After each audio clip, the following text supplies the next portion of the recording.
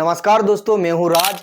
Supreme court ने SIR को लेकर बिहार में जो 16 लाख वोटर को वोटर लिस्ट से बातिल कर दिया है, उन सभी नामों को सार्वजनिक करने को कहा गया है। बूथ वाइज डेटा हर डिस्ट्रिक्ट की इलेक्शन ऑफिसर की वेबसाइट पर, चीफ इलेक्शन ऑफिसर की वेबसाइट पर, दोनों में ही अपलोड करनी पड़ेगी।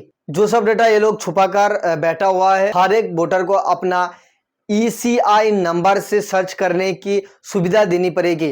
और सिर्फ ये नहीं, ECI को ये भी बताना पड़ेगा कि 65 लाख वोटर लिस्ट से जो नाम हटाया गया है वो सब क्यों हटाया गया है, इसको भी प्रूफ देना पड़ेगा। पंचायत और ब्लॉक डेवलपमेंट ऑफिसर भी इस लिस्ट को डिस्प्ले करनी पड़ेगी। जो इफेक्टेड लोग हैं उसका नाम लिस्ट पर दिखाना पड़ेगा। सिर्फ लिस्ट पब्लिश करने से ही नहीं होगा, उसका रीजन भी बताना पड़ेगा किस लिए वोटर लिस्ट से उसका नाम कटा है।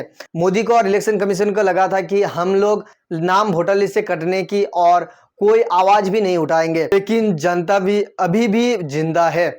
वो अपना हक के लिए लड़ाई कर रही है। और जब से राहुल गांधी ने वोट चोरी के लिए मुद्दा सामने लेकर आई है, तब से बीजेपी वालों और IT सेल गोदी मीडिया इस मुद्दे पर मुंह खोलते हुए बोलता है कि पहले आप बोल रहे थे कि EVM में कुछ गड़बड़ी है, लेकिन आप बोल रहे हो वोट चोरी किया जा रहा है। करेक्ट कौन सा है? लेकिन अब पता चला दोनों में ही गड़बड़ी था। और सुप्रीम कोर्ट ने ऑर्डर किया था कि हरियाणा की पंचायत चुनाव की रिजल्ट की जो EVM है उसको काउंटिंग सुप्रीम कोर्ट में लाकर करी जाए। और इसका रिजल्ट जब सुप्रीम कोर्ट पर लेकर करी गई, सब कुछ उल्टा हो गया।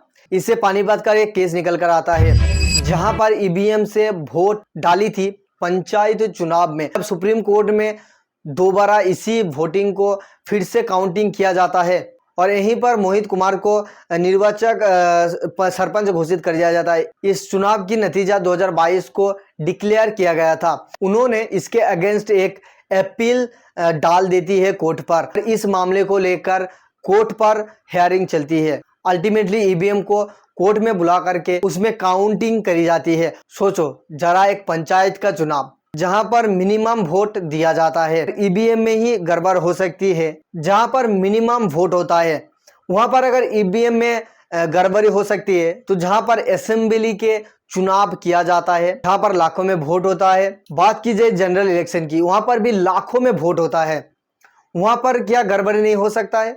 अगर पंचायत इलेक्शन में अगर गड़बड़ी हो सकती है, तो बड़ा बड़ा जहां पर लाखों में वोट होता है वहां पर भी गड़बड़ी हो सकती है। हाँ दोस्तों, गोदी मीडिया और बीजेपी का कहना है कि पंचायत वोट में गड़बड़ी हो सकती है, लेकिन जनरल इलेक्शन में नहीं हो सकती। दोस्तों, हमारी वोट की एक एक कीमत कितनी ज्यादा है और इसी वोट को लेकर गड़बड़ी किया जा रहा है, घोटाला किया जा रहा है दोस्तों। इस पर बीजेपी का IT सेल गोदी मीडिया घुमाने की कोशिश कर रहे हैं, बात को बीजेपी का साइड लेकर फेक न्यूज पोस्ट कर रहे हैं।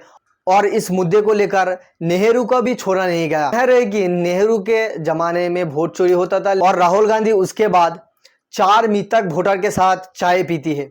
4 लोग जो मर गए हैं उसके साथ चाय कैसे पी? मतलब बिहार में इसी वोट बातिल के दौरान 4 आदमियों को जीवित रहते हुए भी उसको मृतक घोषित कर देती है। उसके दौरान 4 जिंदा आदमी का नाम हटाकर उसको मृतक घोषित कर देती है। मतलब कुछ भी किया जा रहा है। दोस्तों, आज का वीडियो अगर इंफॉर्मेटिव लगा है तो वीडियो को लाइक कर देना और चैनल को जरूर सब्सक्राइब करना और बेल आइकन को ऑल पर सेट करके रखना। दोस्तों, आज के लिए इतना ही। जय हिंद, वंदे मातरम।